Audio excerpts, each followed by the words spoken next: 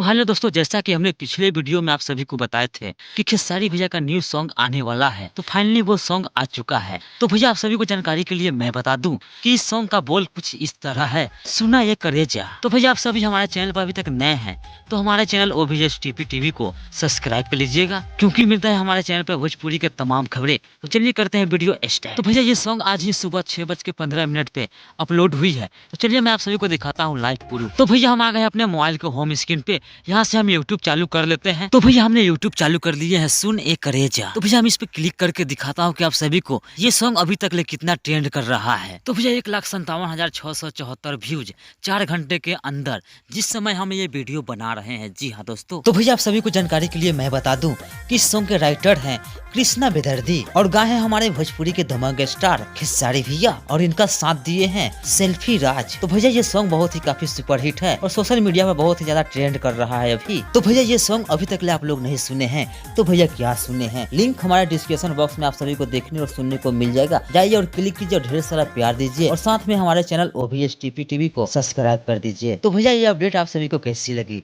हमारे comment box में जरूर बताइएगा। तो मिलते हैं न्यू टॉपिक न्यू वीडियो के साथ, तब तक के लिए नमस्कार, प्रणाम, गुड बाय, एंजॉय बाय, सुना ये करेजा।